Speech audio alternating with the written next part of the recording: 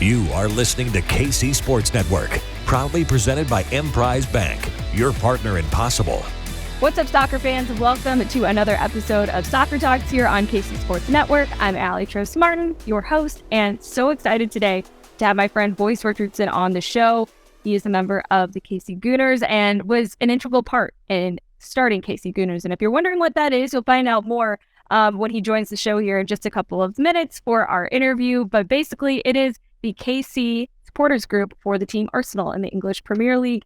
And I thought that this would just be a cool opportunity to talk a little bit more about that culture here in Kansas City through the lens of the KC Gooners and everything that they're doing. There are of course, other groups here that support other teams, but they're not as good. I'm kidding. They're great. But as a recent member of KC Gooners within the last year, I can attest to just how awesome the community is. What a cool experience it's been getting to go down to Johnny's and Power and Light and watch the games on weekend mornings or sometimes during the week as well.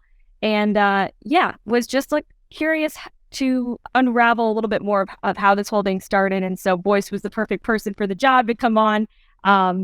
You're going to really enjoy this conversation and then learn a little bit more. And if you have any questions, reach out at KC Gooners to learn more. And soccer, it's growing. It's on the up and up.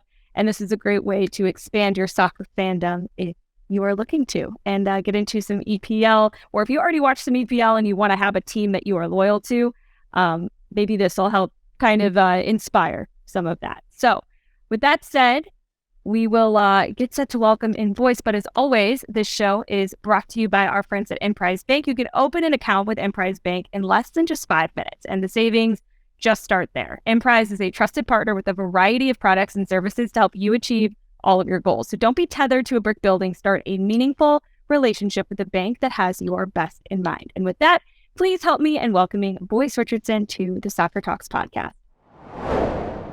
Now joining the show, please help me in welcoming Boyce Richardson, a good friend and KC Gooner, here to talk all things American supporters groups stateside, cheering on teams in other countries. And I'm pretty new to this. This is my first year.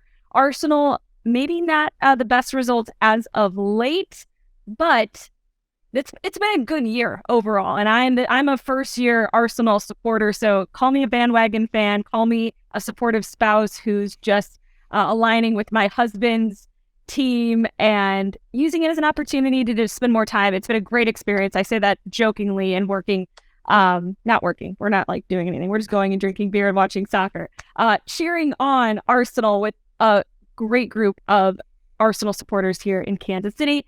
And this guy right here, Boyce Richardson, has been a integral part of it all. So Boyce, how are you, especially after that Man City game? That was really hard. You know, I'm well. It's hard. It's hard to stop the machine. It's hard to stop a player like Erling Haaland, who scores 35 goals in one Premier League campaign. And I think another 15 in the Champions League as well.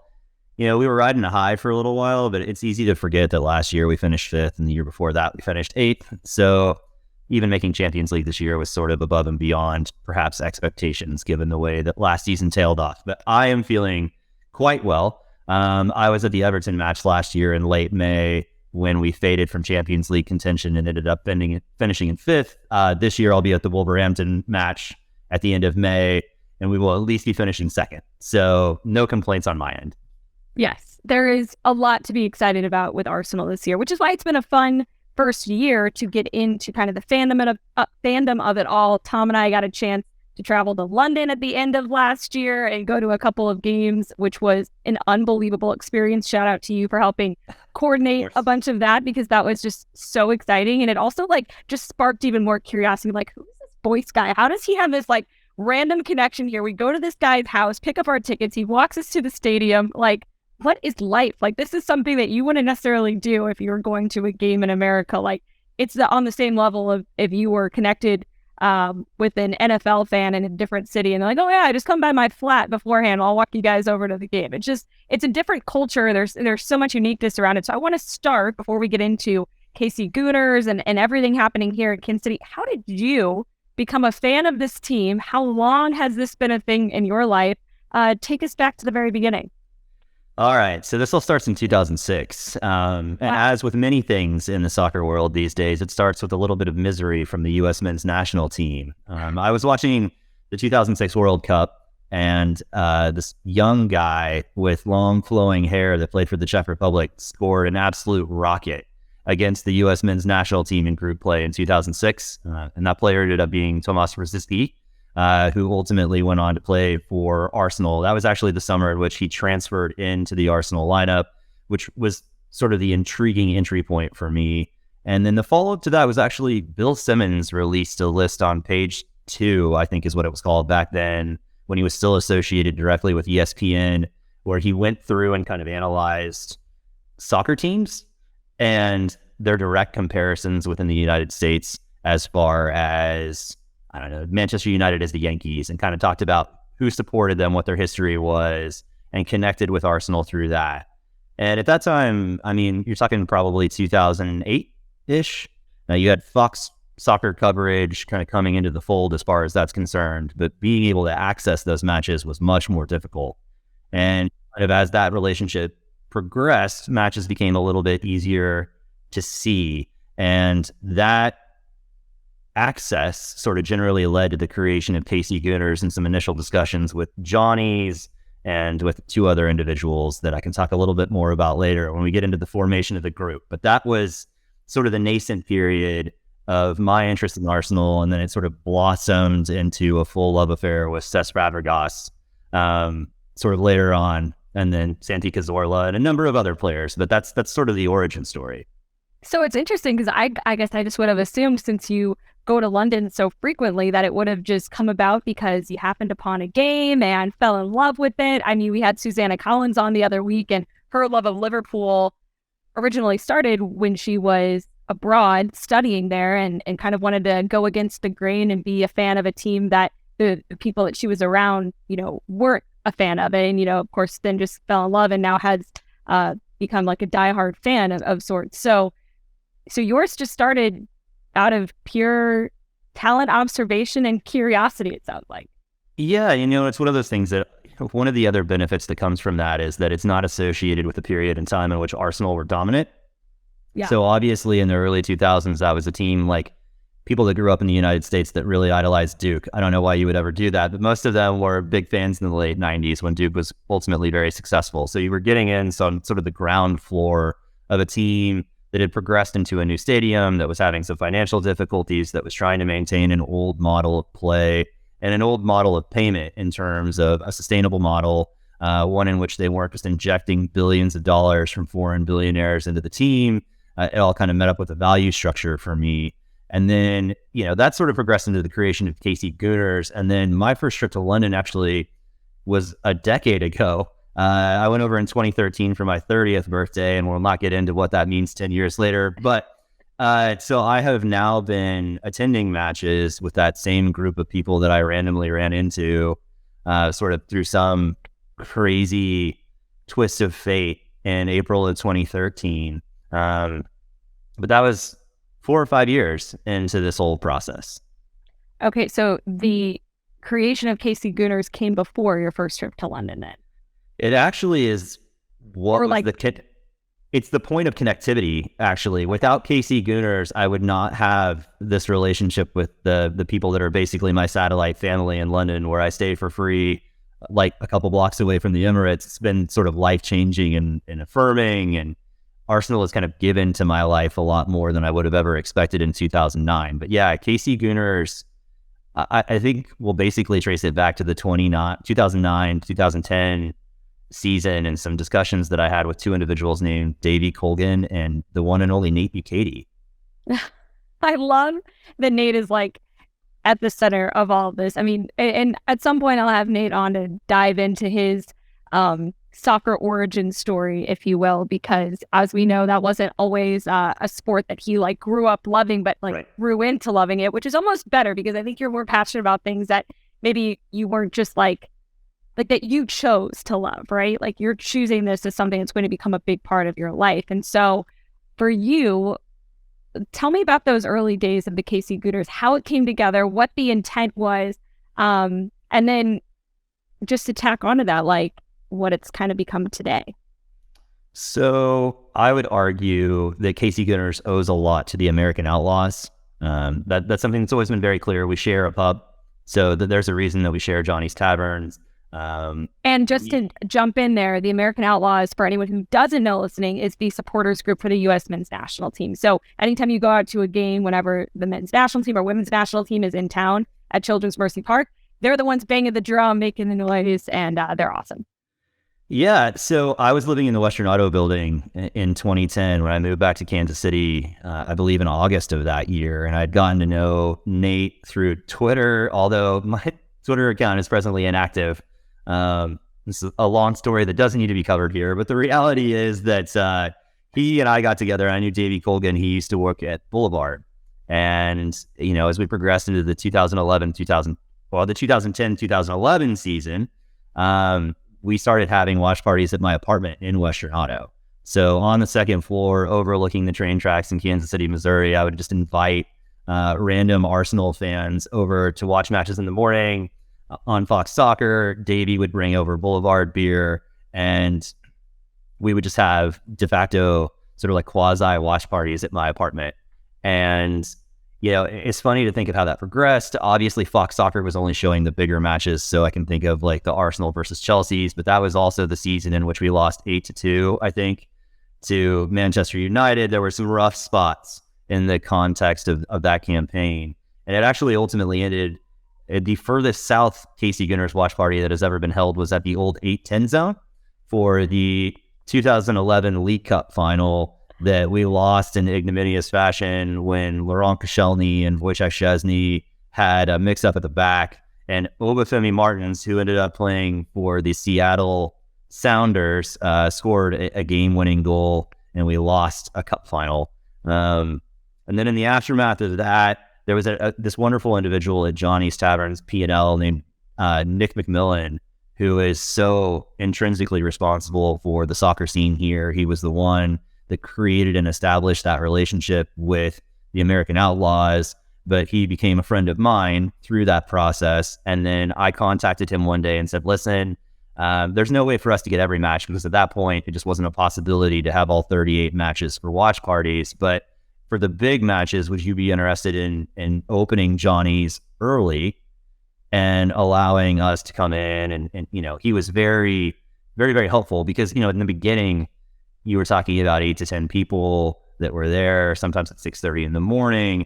They just needed to have a bartender. He gave us a great beer special, and they kind of coalesced around that. And then now, for the 2015 FA Cup final, which is actually the banner photo on our Twitter account, I think we had somewhere between 250 and 300 people. We have had good days and bad days. Supporters clubs in this city, as in every other city, ebb and flow with the success of the team. This year, attendance has been incredible. I have people show up there before I do, but there have been times where we played West Brom at 6:30 in the morning on a Saturday, and it was me and my vice chair of KC Gooners, Brent Anderson, and donuts and the bartender. And we were just sitting there. There were days that I would get in my car and I would drive by and look through the windows at Johnny's about 2 minutes after kick, just to make sure that there were bodies in the restaurant, or in the pub, so that I could have somebody to watch the match with, and I wasn't just moving myself from my couch where I could watch alone to a bar where I could watch alone. It's nice to have an excuse to drink at 6:30 in the morning, but I can still do that on my couch too. That is like one of the just wild parts about one, obviously there's a time difference, right? Like 6 hours, I think it is, 7 hours. Right, 6 hours. In London. I think we hit daylight savings time a little bit early, and it becomes 5 hours for a little while, but yeah, it's generally 6. Yeah. But it's like just enough where it's like those earlier kicks in London are, like you said, at 6 a.m. here in the US, but like whether Tom and I are making it over to Johnny's or not, like we're waking up and watching these games. Now there are sometimes, especially if I had to work the night before, like I'm sleeping in. Sorry, like I'll watch the highlights after the fact. But it is amazing, like that dedication and that passion and love for it, and takes us to a larger conversation, right, about like soccer in the US, because like there are a lot of fans who maybe don't have a team in MLS or a team that they root for on a consistent basis here, but they're still diehard fans. They know the game. They love the game. I was so impressed being over in London, hearing how intelligent the conversations about what was happening on the field that were happening around us. You throw in a couple of expletives as well, but there was a high level of engagement and passion that I think is only continuing to pick up here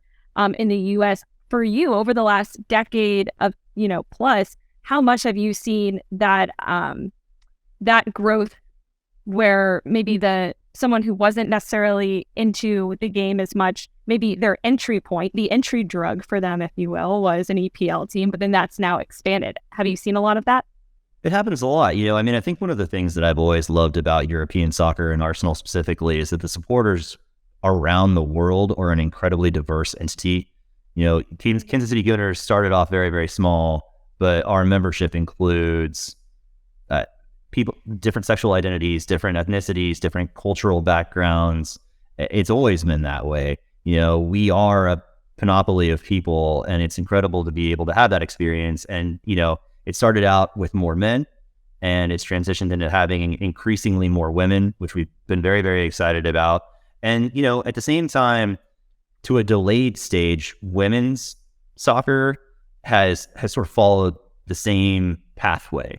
So it's delayed by about 10 to 15 years, but now there are relationships between, the Women's Super League and Barclays, and there are broadcast contracts with Paramount. So those matches are now becoming more and more available, to where the thing that's always been most important for a supporters club in the United States is just consistency. So when we know when the matches are on, we know they're going to be available. We know we can broadcast them. For women's soccer, for the longest time, the issue was that it could be on any multitude of channels, and there was no certainty. And I think that that's sort of been the progression. I think people definitely take that element and they get it in as like sort of an entry drug and go to the Premier League, and then they develop relationships with their local clubs, or they develop other alternative relationships with teams in other countries. It's been sort of a beautiful thing to see, but the nature of those relationships and the increasing diversity of Kansas City Gooners as a collective has been something that I've been incredibly pleased with. So for anybody listening that wants to get involved, what all goes into being a part of KC Gooners? What is your specific role? Do you guys go out and try and attract more members actively, or is it just something that hey, we've established this thing and now word of mouth just kind of brings in people at their own will?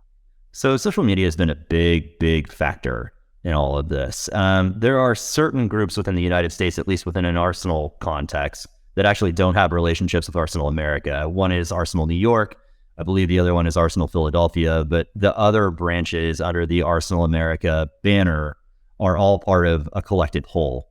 And that has been very helpful in terms of getting input from other branch managers, having those connection points to be able to ask them about things. Early on, when we were creating scarves, the first KC Gooners scarf that was ever created was by an individual named Mark Kapfer, before Brent Anderson came in as sort of the vice chair and the creative hub for the group. And we had to do prepayment for that scarf to make sure that we had the money to be able to fund manufacture it. Now we are a working entity with a bank account, and we're able to facilitate those things and do things like our Arsenal meetup called Heartland Gooners, which the 5th iteration is happening over Labor Day weekend in 2023, where we've had people fly in from London, people fly in from all over the United States. It really is. It's been incredible. It's been incredibly gratifying. I am the unelected branch manager. It's one of those things where when you found something, I guess you sort of have right of first refusal to be able to keep running it. And they haven't kicked me out yet, and they haven't deposed me and inserted somebody else. So, about 12 years on, I'm still feeling very confident in my ability to do it. As far as attendance, it sort of still defies explanation at times, where I still have people DM me through our various social media channels, which are all at KC Gooners, and ask me whether or not the bar is going to be open for a match. The bar is always open for every match, barring some Kansas City related craziness. We've been open for basically every match for the last decade, and we're working towards something similar for the women's matches as well. It's difficult, and I would encourage anyone who's listening to this that has an interest in women's soccer and perhaps an interest in Arsenal as well. to get in touch with us, to follow us, because what we're really trying to do, we need to make it financially viable for the pub to open at sometimes 6:30 in the morning on a Sunday.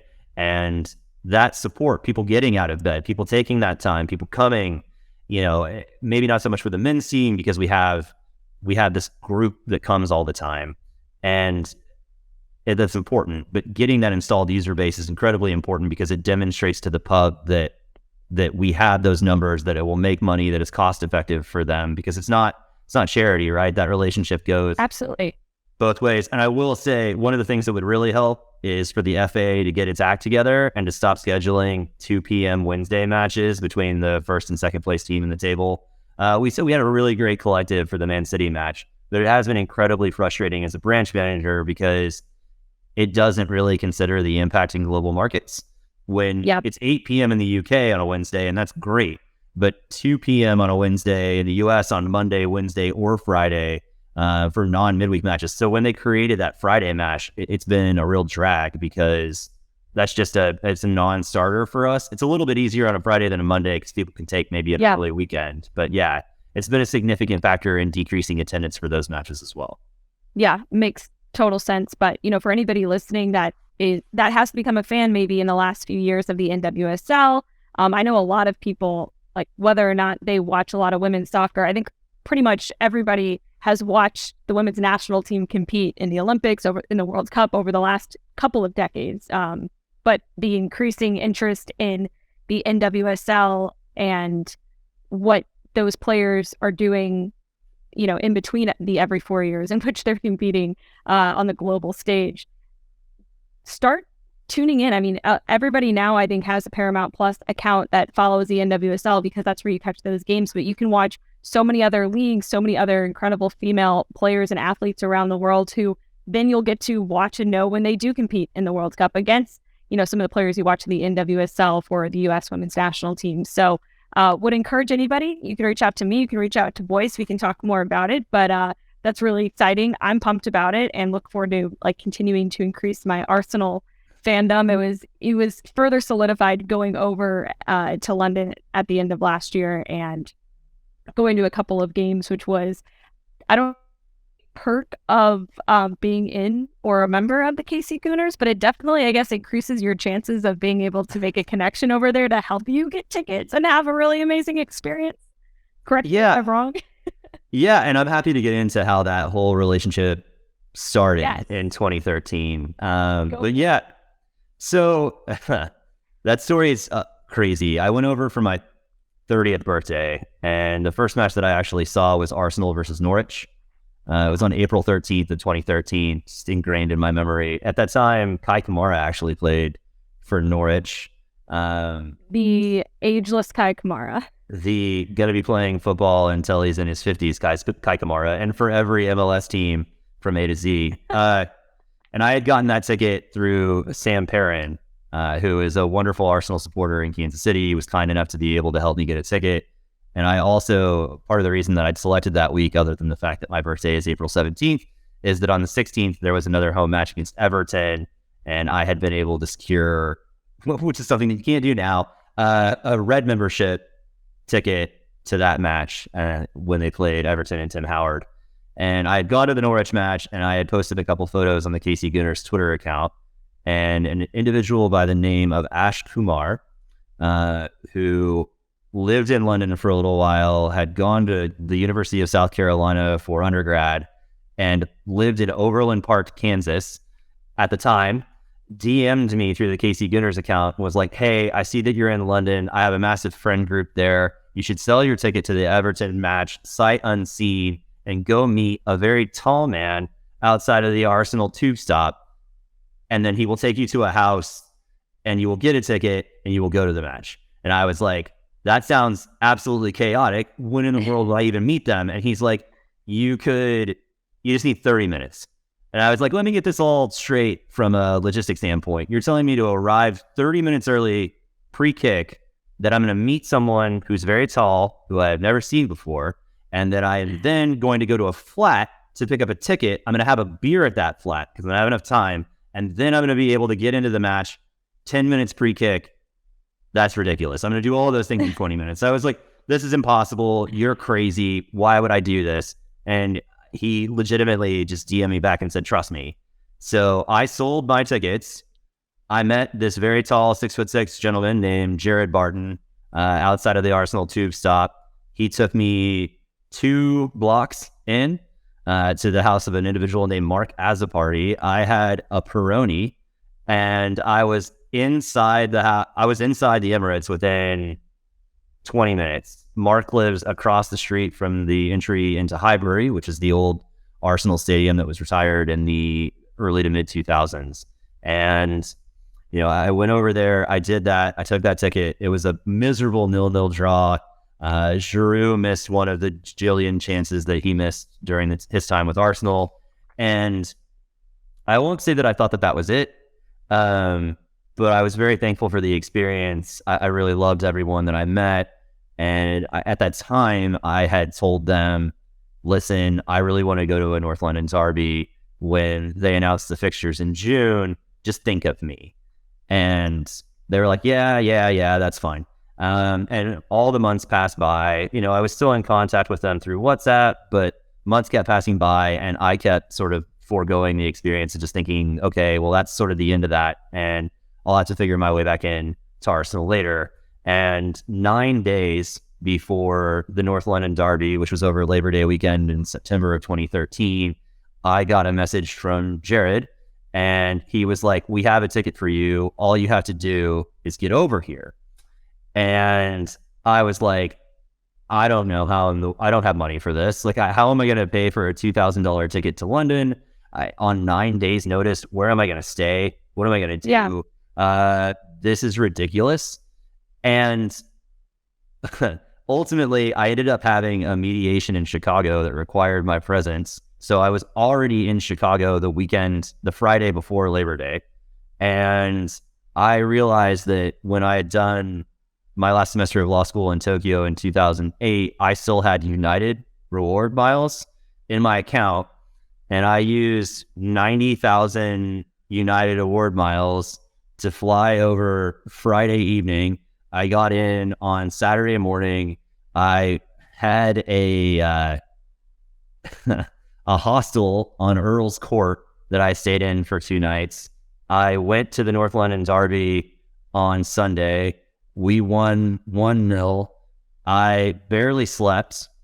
I then left on Monday morning, and it just so happened that all the players were going on international duty, and I took what is a very miserable photo with Wojciech Szczesny, who I ran into at Heathrow, and I looked exhausted, but absolutely thrilled. I got out. I told him, thank you for saving all of the goals, which is the most asinine thing I think I've ever said to anybody ever. And then I got on a plane and came back. And from that point forward, I think I passed whatever sort of gauntlet they had for me in terms of demonstrating that I was serious. And barring the pandemic, I've been over once or twice a year, every year since. I've seen, I think, 7 North London derbies, somewhere between 15 and 20 matches, cup finals at Wembley. It's been a weird world for the last decade.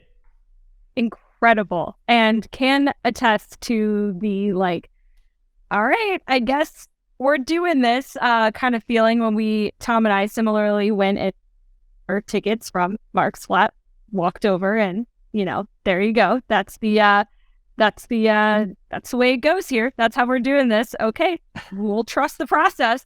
And it worked out. And then we're also able to get tickets from a friend who is part of the Chelsea supporters group to get tickets to the Chelsea Arsenal games. We had to go kind of incognito over to that game, dressed very neutrally, weren't, outwardly cheering for, we were keeping a very reserved, I guess, kind of demeanor at that game. But an incredible experience. So cool to, get to do that. And only, like I said earlier, kind of furthered our fandom. And it's a one-of-a-kind experience. So encourage anybody, if they're ever making the trip over to London, to check it out, because I think that I think it was just one of a kind. I want to go back so bad and do it all over again. But well, I'm glad. It's been weird. It's one of those things, sort of the last thing on this topic area. One of the things that makes me happiest in the world is being able to send people over to meet that group that has basically become my family, a significant part of my life, some of the people that I love the most in this world, and subjecting people to not only the opportunity to go see Arsenal, but a chance to spend an evening with them. And I just sent a friend over for the Chelsea match this week for his very first match at the Emirates, and they took very good care of him, and we won 3-1. And it's been the biggest privilege, I think, out of all of this has been able to see the smiles on people's faces and the level of thankfulness to just be able to facilitate that from a group who has been so incredibly kind to me beyond description, who harbors me in their house, who treats me sort of between their age and their children's age. So I'm sort of operating within the middle, but it's been one of the greatest privileges of my life, and something that I don't really know how to repay or even really put into words, but it's wonderful to hear that from you. And I'm really glad that I got to help you and Tom. The best. We appreciate you. It has been so cool kind of, finding this like here in Kansas City, a place that we're both like transplants here. So, finding more and more like little networks of people who share similar passions is, what it's that is community, right? Like finding like-minded people who are interested in the same things that you are. And so we are so proud to be a part of KC Gooners. It's been really fun. I look to just only kind of have that fandom grow over the years. And even though it took me a little bit because of my maybe frustrations towards Stan Kroenke for when I lived in, grew up in St. Louis and everything that happened with that. We don't need to get into it, but we moved past it. We put those things behind us. You're talking to a University of Kansas graduate. You think you have a problem with Stan Kroenke? Yeah, that's fair. But we moved past that, and it's been really fun cheering on this team, especially this season, and look forward to hopefully more years, but there's always going to be down years too, right? And that's where maybe the viewers are a little bit more helpful when we are watching at Johnny's Tavern. So not anytime soon.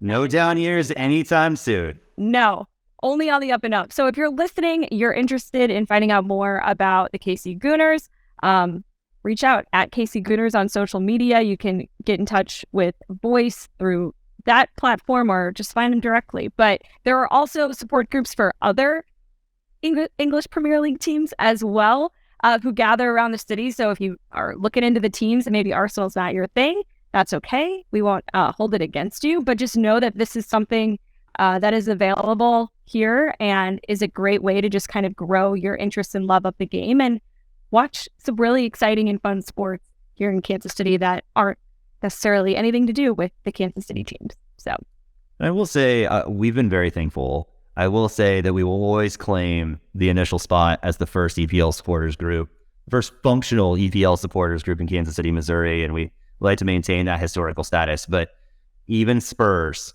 who watch it strange days, and Manchester City, who have started to watch at the Press Penny, and Liverpool, who I believe are at Chicken and Pickle, all those watch parties, all of those supporters groups, what they do is make us stronger as a community. And hopefully, to the extent that anybody from NBC is listening to this, they realize that the Midwest is actually a fairly solid location for a fan fest one of these days, where Chicago's been denied that opportunity. Kansas City just held the NFL draft. We're completely capable of doing that, and we have a pretty significant local population of EPL fans. Yeah. So, I think it's one of those things where one of these days, I think we just might get it.